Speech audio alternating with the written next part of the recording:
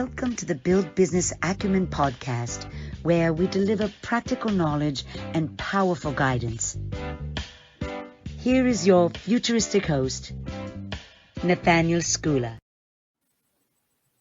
Wow, well, today I am privileged to be joined by Nelly Shein again.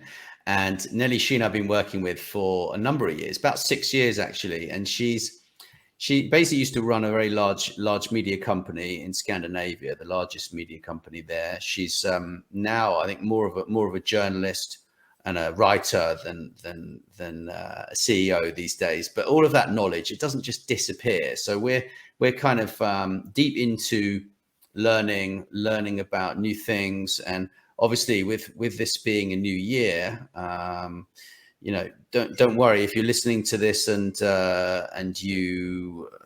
maybe it's June or July or something, you're still going to get value from it, because we don't just talk about New Year's resolutions here. This is going to be quite an interesting conversation. So welcome, Nelly. It's lovely to see you again, and we're going to talk about the ultimate everyday focus and with no regrets, which we all seem to have regrets, but it's a matter of just, I don't know, kind of reframing those really in many ways if we don't achieve them. Yes, thank you, Nat, for welcoming me back again to your studio. Yes, regrets. If we were focusing on regrets, we wouldn't have time to do anything else, would we? But I've been thinking, over Christmas, New Year, you have some time off between eating. And like myself, you have been working a lot leading up to Christmas. And I know that many people have been very tired, especially this Christmas, I think, and saying, oh, it's only 2 weeks left now for Christmas, only 1 week, and hang in there and work. And then Christmas comes and it sort of save us for 24 hours. And then comes the sale and we're back in the rut again. And I was thinking that we don't really get time over to actually take a little bit of a break and step aside, because we are so identified with our jobs. And, our title is the persona that we are. And when we leave work, work is coming home with us like a dog. We just have it in the lead. It's walking with us home. So then we carry on after dinner. And also that, when you started to be too sensitive, if you're getting criticism, the more you have worked, and then you think, okay, this wasn't so good, so I do this over the weekend, and then it goes a whole month and you haven't had any time. So I've been thinking about this identification, and actually now when the new year has started, to think about not being too attached to your job. There is actually a person, outside your job that maybe you haven't cared that much about. So that's my thought number one that I actually got over these days. Don't be attached to your work.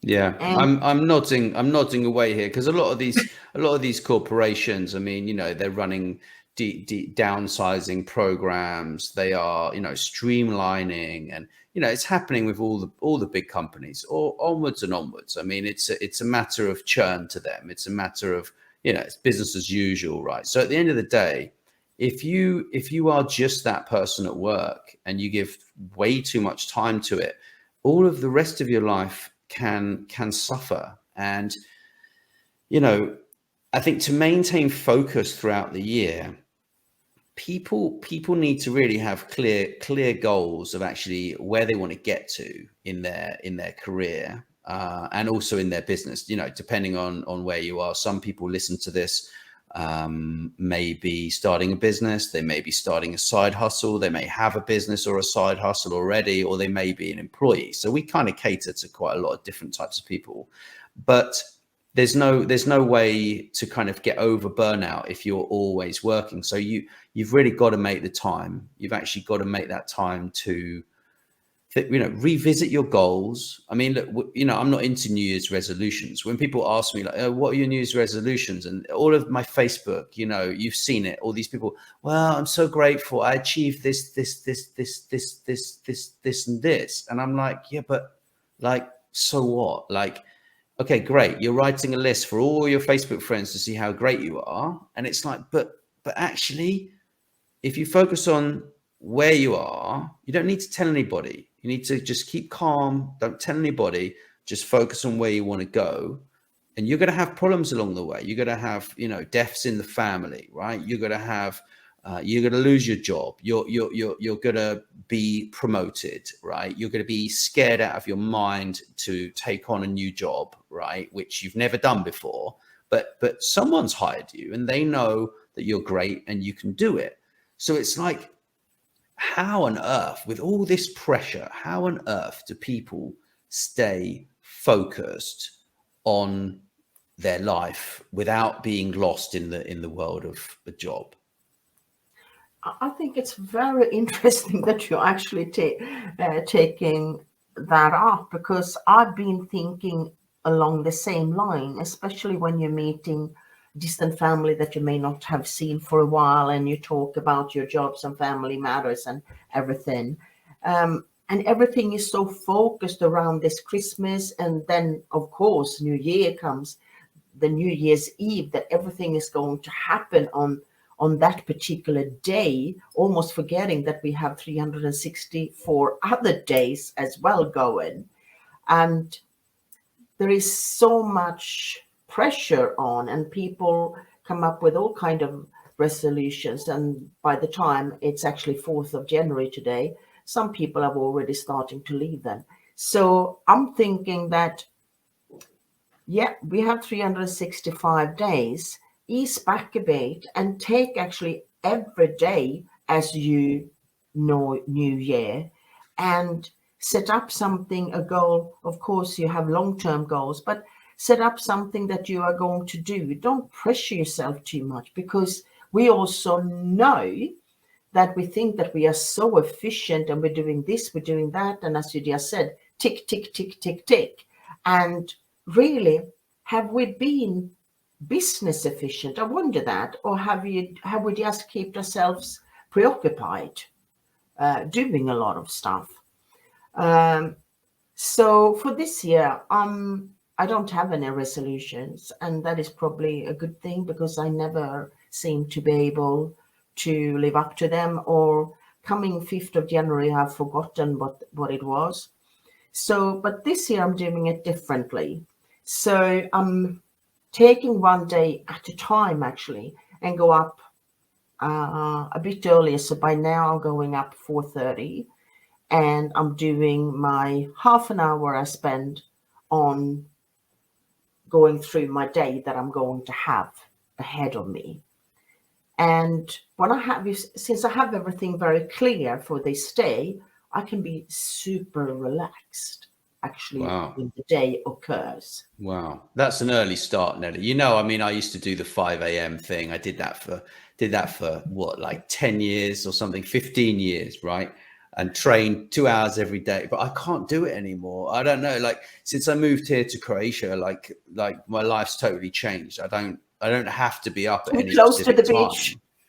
Well, yeah, there is that, but it's not. I don't have to be up at any specific time, and I find it really, really difficult to get up, because I'm so physically exhausted from loads of different exercise like jiu-jitsu and weight training. I mean, literally, we didn't have a break over Christmas with jiu-jitsu. Like, there was jiu-jitsu, like, Christmas Eve or whatever it was. Like, I'm not sure I made that one, but I definitely made the one before that. But it's like, there was a break with weight training, and I went back in there yesterday, did some weight training, and it was like a week off, right? And and I'm hurting today, but it's like, the thing is that if you get to Christmas, you're like, oh, I'm going to take a few weeks off training. It's like, you know that you're never, getting back to training is like super hard, right? And it doesn't matter what exercise you do, it's going to be super hard to get back into routine.